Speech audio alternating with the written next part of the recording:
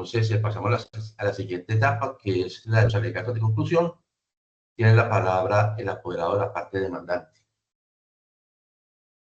Gracias, señoría. Entonces, empieza este apoderado judicial por ponerle de presente al juez, a este despacho, que en el plenario del escrito de demanda ahora prueba certificación laboral firmado por la demandada, la señora Ligia Oñate, documento que en ningún momento fue tachado, dándole plena validez al mismo y en el cual de manera clara se evidencia el interregno de la relación laboral, los extremos temporales de la misma.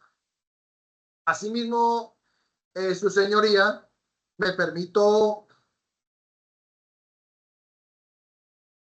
perdón un segundo, me permito manifestarle a usted y dejar presente acá los elementos esenciales del contrato de trabajo descritos en el artículo 23 del Código Sustantivo del Trabajo. El primero es la actividad personal del trabajador, como bien se pudo demostrar y de alguna forma fue confirmado por la misma demandada. La señora Doris, durante el interregno de la relación laboral, que fue más de 13 años, cumplió con el primer elemento, que es la prestación personal del servicio, es decir, las actividades las realizaba ella y eran totalmente indelegables, es decir, únicamente las practicaba la señora Doris.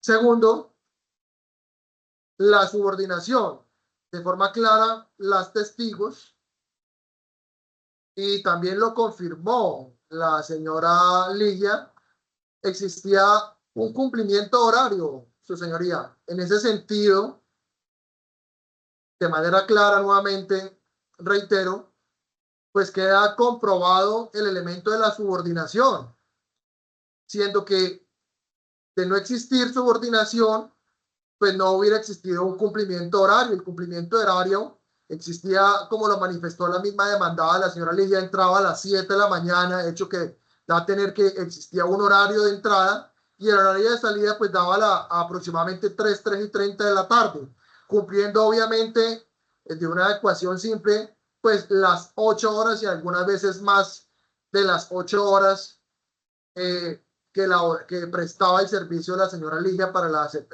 señora Doris para la señora Ligia.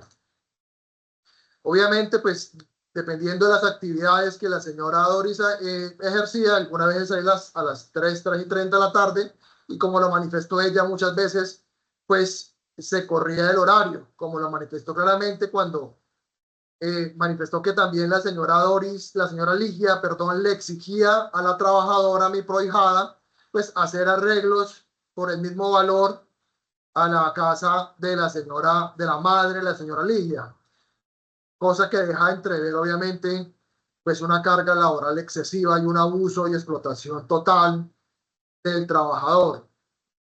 Asimismo, su señoría, quedó demostrado en el interrogatorio que el suscrito le practicó a la demandada, la señora Ligia, y corroboró el punto 4. De hecho, su señoría, quiero hacer bastante hincapié en este punto, porque la demandada ratificó el hecho 4, el escrito de demanda.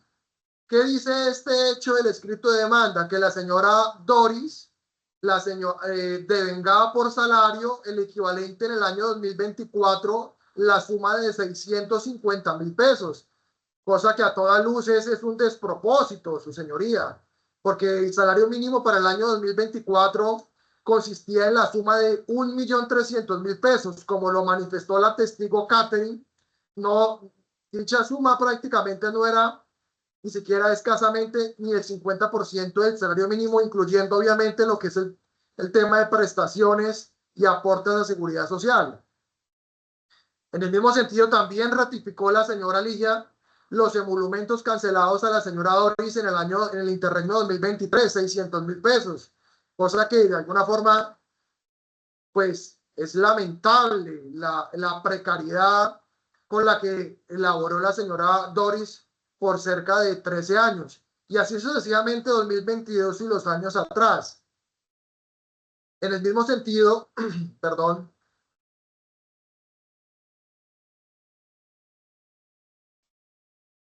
en el mismo sentido, su señoría, quedó probado, como no se tachó, no hubo objeción ni tacha de la certificación y ratificado la certificación aportada y ratificada por la señora Ligia, pues podemos ver que el interregno de la relación laboral, como se manifestó, fue por cerca de 13 años. 13 años, su señoría, que de una simple multiplicación es de su amplio conocimiento que el año tiene 52.14 semanas. De manera clara, su señoría nos deja ver que si la señora Ligia le hubiese cancelado aportes a seguridad social por concepto de pensión, pues hoy en día la señora Doris contaría con cerca de 660 semanas cotizadas. Situación que al día de hoy, que es de conocimiento notorio, porque pues la reforma pensional fue devuelta, pues va a quedar lo manifestado por la Honorable Corte Constitucional, es decir, las mujeres se van a pensionar con 1000 años, perdón, con 1000 semanas cotizadas, hecho que de alguna forma deja entrever a usted, su señoría, que de haberse cancelado los aportes a pensión, pues la señora Ligia ya tendría más del 50%, exactamente el casi 67% de semanas para obtener una pensión, circunstancia que deja vulnerable a la señora Doris, siendo, como lo manifestó ella, hoy en día madre cabeza de familia, y como es hoy en día también dependen de ella su progenitora, es decir, su madre, pues quedó totalmente vulnerable porque pues no tiene ningún aporte a seguridad social.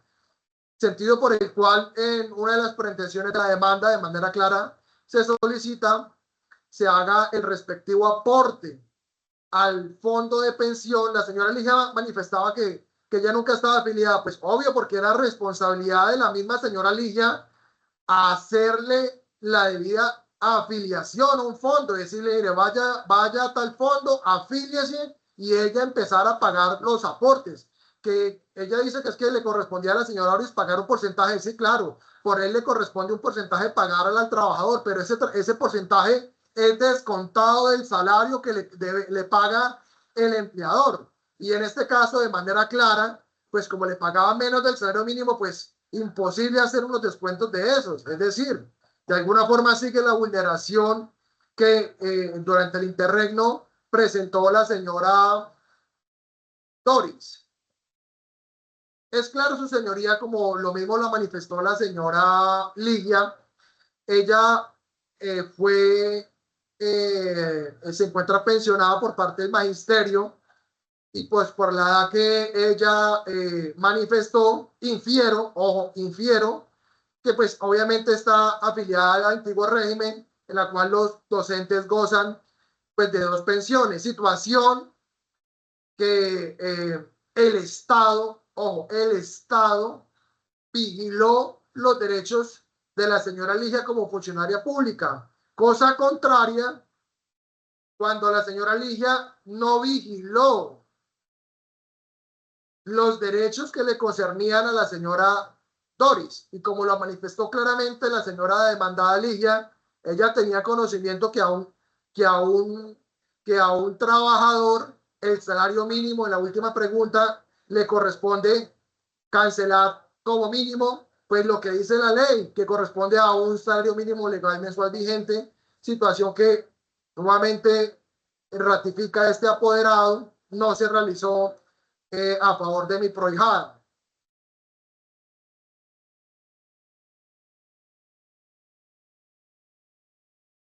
De forma clara, igualmente, su señoría, las testigos que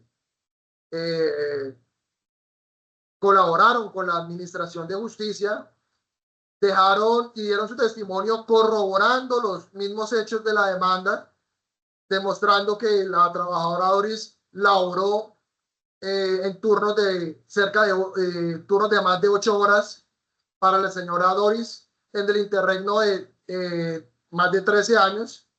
Y en tal sentido, de manera respetuosa, yo le solicito, señor juez, acceder a las pretensiones de la demanda, como son: se declare el contrato de realidad, que de alguna forma el artículo 24 del Código Sustantivo del Trabajo manifiesta que es la presunción.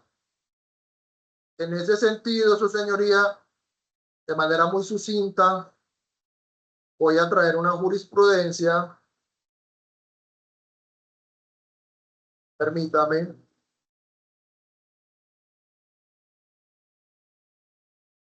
Es la jurisprudencia de la Honorable Corte Suprema de Justicia del magistrado José Ruiz Quirós Alemán.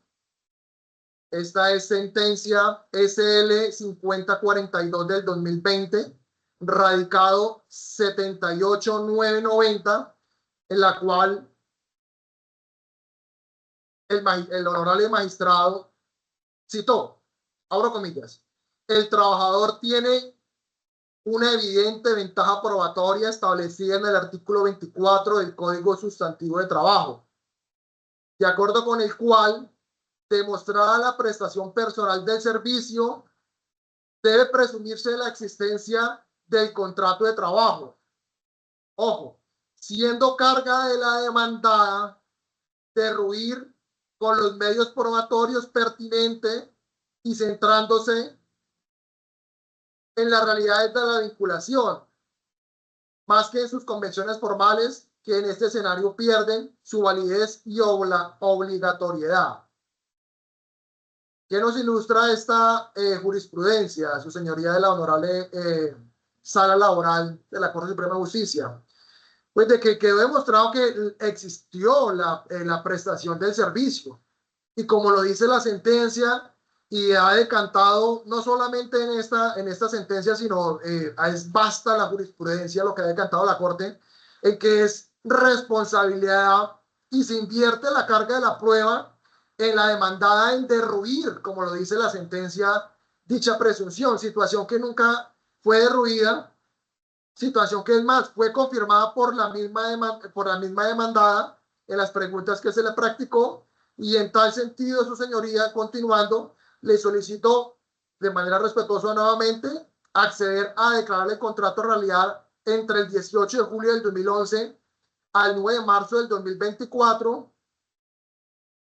que dicha despido, su señoría, bajo las precarias condiciones, pues fue un despido indirecto de la trabajadora, siendo, como ella misma como lo manifestó la demandada, le pagaba menos del mínimo.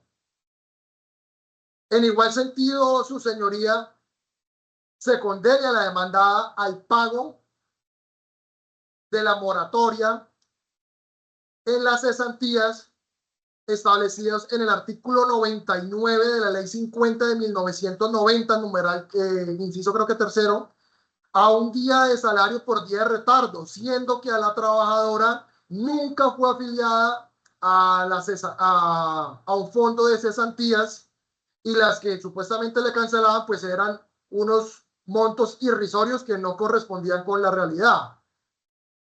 En igual sentido, su señoría, se condene a la moratoria de que trata el artículo 65 del Código Sustantivo del Trabajo, de un día de salario por día de retardo, siendo, como la manifestó la señora Ligia, a la terminación del contrato, es decir, 28 de febrero de 2024, no le canceló la liquidación del contrato a que tenía derecho la señora Doris. En el mismo sentido, se condene a la demandada al pago de los aportes a pensión debidamente indexados a un fondo con el ánimo de salvaguardar y garantizar el derecho a pensión de mi prohijada, la señora Doris. Permítame un segundo, en esos términos, su señoría, permítame.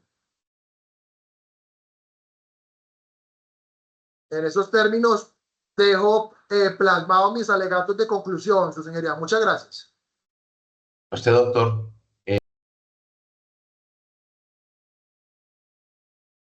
En este sentido, en ese orden, el Juzgado Civil de Circuito de la Herida de Tolima, administrando justicia en nombre de la República de Colombia y por autoridad de la ley, resuelve. Primero, declarar que entre la señora Doris Bernal y la señora Ligia Oñate, entre las dos, hubo un contrato de trabajo que se extendió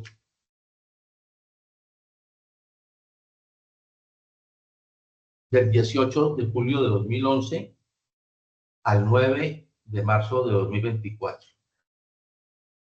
Segundo, en consecuencia, se deben las siguientes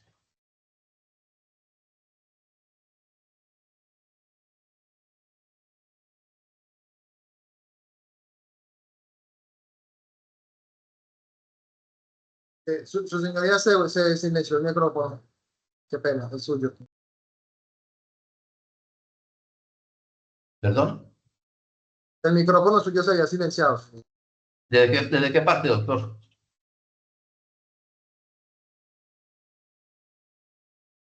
Es suyo, doctor. Desde que habló del resuelve y el término de la relación laboral.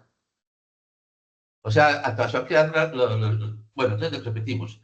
Primero, declarar que existió una relación laboral en un contrato de trabajo entre la demandante Doris Bernal González y la señora Ligia Oñate García. Existió un contrato de trabajo que se extendió desde el 18 de julio de 2011 hasta el 9 de marzo de 2024. Como consecuencia de lo discurrido en la sentencia, entonces se deben las siguientes prestaciones y derechos laborales. Por el auxilio de cesantía, 3.683.585 pesos. Por intereses a la cesantía, 368.831 pesos. Por la prima de servicios, 3.683.585. Por las vacaciones, 1.644.093 pesos. Indemnizaciones. Un día de salario equivalente a 43.333 pesos a partir del 19 de julio de 2011 y hasta cuando se realice el pago. A título de la indemnización moratoria consagrada en el artículo 65 del Código Sustantivo del Trabajo.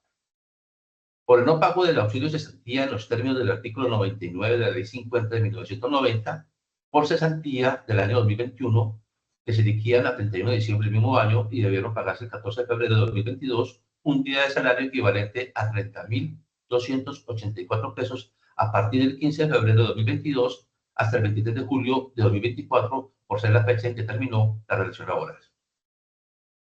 Se niega el pago de aportes a salud de acuerdo con lo explicado en la parte emotiva. En cuanto al aporte de pensiones para los riesgos de invalidez de vejez, no sucede lo mismo con los aportes a pensiones para los riesgos de invalidez de vejez y muerte, cuyas cotizaciones permiten atender tales riesgos. Por lo tanto, se condena a la demandada a pagar ante la administradora de fondos de pensiones pública o privada a la que se encuentre afiliada la trabajadora o a la que ésta escoja, previo al cálculo autorial realizado por el respectivo fondo, el monto de los aportes a pensión correspondientes al periodo comprendido del 23 de julio de 2021 al 23 de julio de 2024, teniendo como salario base de cotización la suma de 1.300.000 pesos mensuales, siendo este el último salario de becado. Se niegan las dotaciones, tal como se consideró, se ordena descontar los pagos efectuados por concepto de liquidación conforme a los soportes arribados al plenario y que son las siguientes sumas. Del 2021, 778.000 pesos. Del 2022, 789.400 pesos. Del 2023, 935.000 pesos. Del 2024, 1.703.000, que fue el depósito judicial, y esto daría un total de 4.225.600 pesos. auxilio de transporte, fijados por el gobierno por cada año. 2021, 106.454, valor a reconocer 638.724. 2022, 117.172, valor a reconocer 1.406.064, para un total de 4.866.060 pesos. De 2023, 140.606.000, valor a reconocer 1.687.272. Del 2024, 162.000 pesos, un valor a reconocer de 1.134.000 pesos. Por despido sin justa causa, en los términos del artículo 64 del Código Sustantivo del Trabajo, 30 días de salario del último sueldo y 20 días adicionales por cada año de los servicios subsiguientes al primero y proporcionalmente por fracción. O sea, en los términos exactos del artículo 64, al tratarse de un contrato a término definido donde el demandante devenga un salario inferior a 10 salarios mínimos mensuales legales vigentes y con un tiempo de servicio mayor a un año, se reconocen los dispuestos en el numeral segundo del artículo A del artículo 74. El artículo 64, esto es, los 30 días de salario del que habla el numeral primero del literal A del artículo 64 y los 20 días adicionales del salario por cada uno de los años de servicio subsiguientes al primero proporcionalmente por fracción. Costes a cargo de la parte demandada. Se niegan las tachas de los testigos de las señoras que declararon. Las costas o las a cargo de la parte demandada se fijan como agencias de derecho la suma de 700.000 pesos. Cópiase, notifíquese y cúmplase espacio para interponer recursos. Su señoría, este apoderado está conforme con la decisión, pero si me permite, porque es el momento oportuno, solicitar una aclaración en relación con la condena de la prestación social. No sé si de pronto hubo una equivocación aritmética, para que de pronto lo revisemos, si es tan amable, señor juez. En respecto en la condena con los aportes a pensión, siendo que los mismos son imprescriptibles. Y creo que más no escuché aparecer del 2021. Entonces sí prescribe los demás, pero la pensión no, su señoría. Entonces no sé si de pronto hay una equivocación o un lapsus, no sé si de pronto en los aportes a pensión, porque estos son imprescriptibles. Entonces no sé, su señoría, si de pronto le agradecería muy respetuosamente y nos aclare ese término. Lo que se dijo con lo siguiente: no sucede lo mismo con los aportes de pensión para los riesgos de invalidez, vejez y muerte, cuyas cotizaciones permiten atender tales riesgos. Por tanto, se condenará a la demandada a realizar ante el administrador de fondos de pensiones pública o privada a la que se encuentra afiliada la trabajadora, previo al cálculo actuarial realizado por el respectivo fondo, el monto de los aportes a pensión correspondientes al periodo comprendido del 23 de julio de 2021 al 23 de julio de 2024, teniendo como salario base la cotización la suma de 1.300.000 pesos mensuales, siendo este el último salario de becado. Eso fue lo decidido, doctor. Y pues, como no se trata de un error, entonces, si usted desea interponer un recurso, sí se le escucha. Su señoría, conforme con el fallo y encuentra este apoderado judicial, él mismo se ajusta en derecho. Bien, muchas gracias. Doctor